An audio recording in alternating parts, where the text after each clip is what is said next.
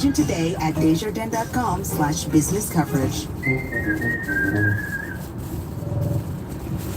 This is Unexplainable. I'm Bird Pinkerton. And today on the show, I am very excited to bring you an episode of a show that I really enjoy, NPR's Shortwave. I have been listening to Shortwave pretty much from the beginning. I find the show funny. I find the people on it friendly. I love how they tackle science news. And so they're going to tell us a story about stress, specifically about some research on how stress shows up in our bodies and what it might have to do with quote unquote zombie-like cells. So without further ado, here's the show. You're listening to Shortwave from NPR. Hey, Shortwavers. I love my job, but I'm going to be honest, sometimes it's stressful. And when I'm stressed, I can definitely feel it in my body, which science journalist Diana Kwon says makes sense. I've reported a lot of stories in the past about the biological effects of stress. Stress can really take a physical toll, but I don't think I realized just how much of a toll until this episode, when I called her to discuss the link between stress and aging. And she told me, yep, Gina, there's a whole body of research on this very topic.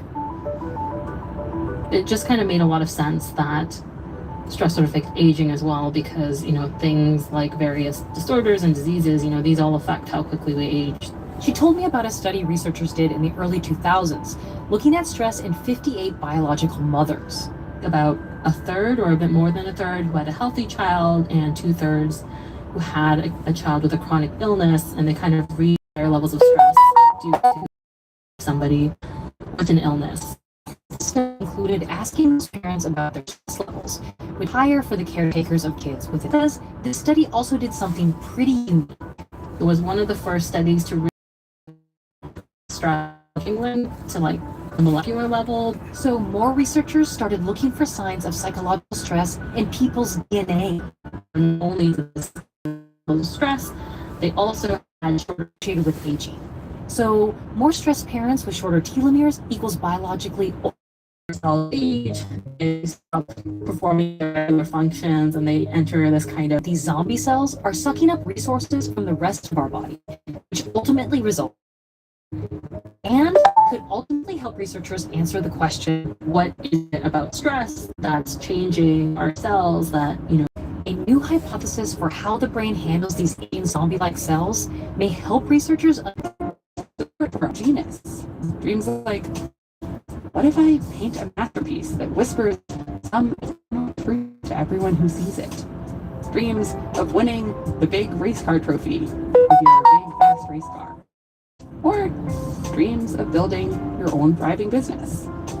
That last one is a dream Shopify can help you with. Shopify is the commerce platform behind millions of businesses around the world, and according to their data at least, 10% of all e-commerce in the United States. Start with your own design studio and choose from hundreds of ready to make your own store. You can use their AI tools to help you with.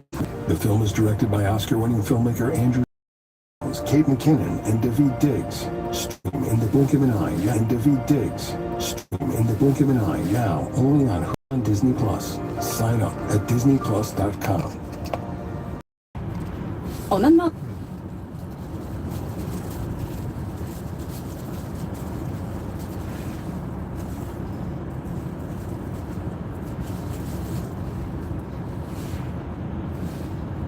Demandez aux clients RDC ce que ça fait d'accumuler 3 fois l'argent Canadian Tire quand ils scannent leur carte récompense triangle et payent avec leur carte RDC liée. C'est super, super, super! Je peux plus m'arrêter de magasiner, magasiner, magasiner. Chaque jour, j'accumule. Commencez à accumuler 3 fois l'argent Canadian Tire sur vos achats admissibles chez Canadian Tire, Sport Expert et l'équipeur. Des conditions s'appliquent. Visitez avionrewards.com/triangle pour plus de détails. Okay, Diana. So these researchers that are studying aging, they've developed this hypothesis called the brain-body energy conservation model. As a physicist, I love any energy conservation model, actually. How does this work? Yeah. So this is a really interesting model developed by, a small group of aging researchers. So it's by no means a well-established, widely accepted model yet. But basically, as our cells get older, they accumulate genetically costly forms of damage. So these are things like becoming zombie-like or senescent or accumulating DNA damage. So the brain, through various signaling molecules that are coming through the body, senses that, okay, there's a bunch of cells out there that need energy, and so we're going to take energy away from other processes to fuel this damage control.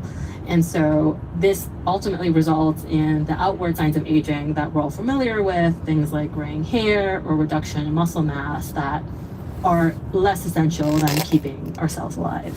Yeah, it makes me think of like how older appliances like fridges, you like use more energy, they're less energy efficient, like than the newer ones that are like running well, Yeah. So in your piece, you write about an experiment these researchers did, the ones who came up with this model a couple years back, to look at how these zombie cells use energy. Can you tell me more about that? Yeah, so this was back in, I think, 2022, where a bunch of researchers at Columbia took human skin cells and cultured them in a laboratory dish, and they observed them over a short period of time, and they found that the cells that had stopped dividing and entered this zombie-like state were using about double the energy that younger cells were. And this kind of flew in the face of what researchers had thought about these zombie cells, because a lot of people thought, okay, a cell doesn't divide anymore, cell division requires a lot of energy, these cells must not need a lot of energy. But actually it turns out that they're burning a lot of energy. And so the researchers went and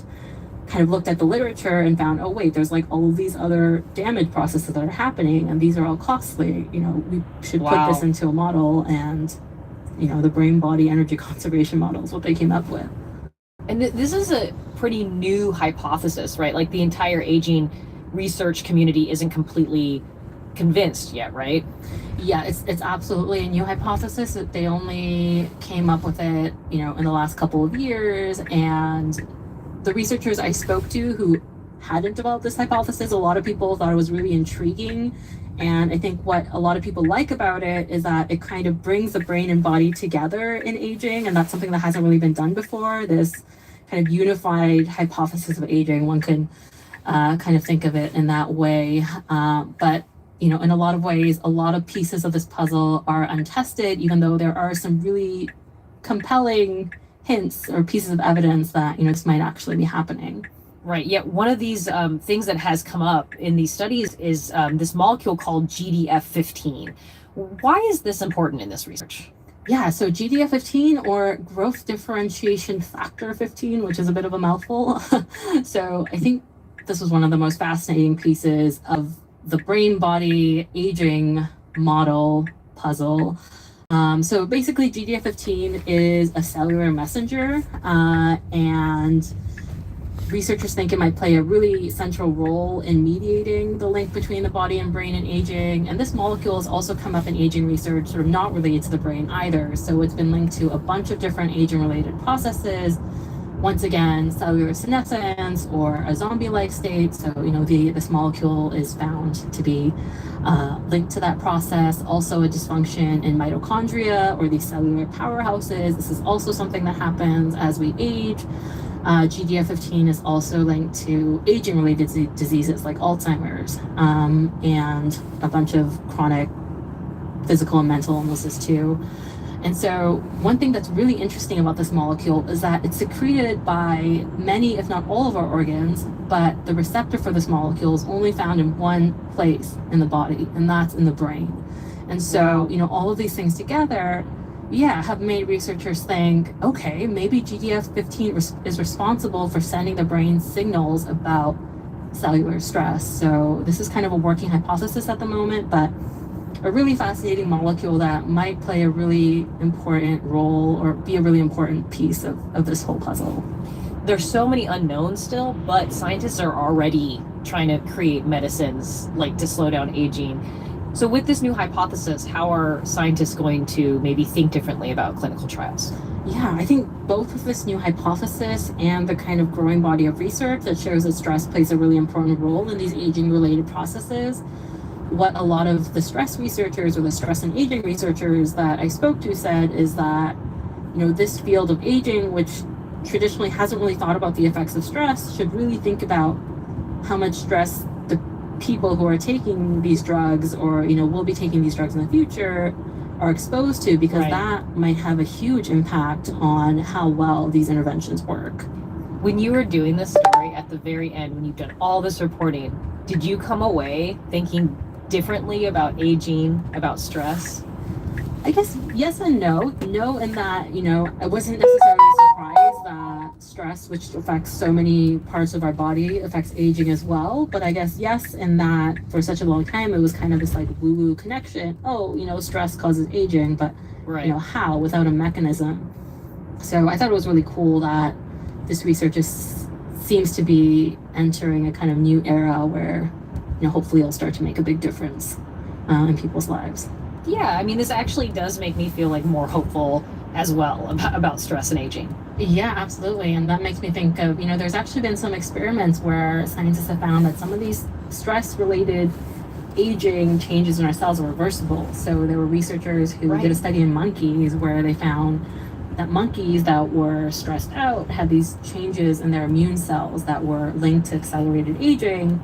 But they found that when they switched up their conditions and put them in less stressful situations, all of a sudden the cells were less or reduced signs of accelerated aging. So I think that's a really positive thing, because I think this kind of stress may be linked to aging or cause aging at some level. It can be a really negative message, and it can stress Right. people out to think that stress is going to age you, because Yeah. stress is one of these things. You're You're like, stressed oh, you're because telling you're me not to be stressed about stress. Exactly. Yeah.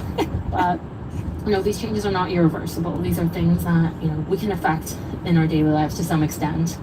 It's kind of more hopeful in my view. It's a hopeful view of the future where we will have a toolbox of things that may help us stay healthy for longer. Yeah. And less stressed. Yeah. Diana, thank you so much for talking to me today about aging. It makes me think about aging, more, because I always think about it. Don't we all? Thanks so much for having me. Shortwavers, thank you for listening. If you want to help us out, share this episode with a friend. We want to grow as we age and reach even more science-curious people. And that's one of the best ways to do it, by word of mouth, you to your friends. And follow us on the NPR app or whatever other podcast app you use. This episode was produced by Berlin McCoy, edited by our showrunner Rebecca Ramirez, and fact-checked by Tyler Jones. The audio engineer was Jimmy Keeley. Beth Donovan is our senior director, and Colin Campbell is our senior vice president of podcasting strategy. I'm Regina Barber. Thank you for listening to Shortwave from NPR.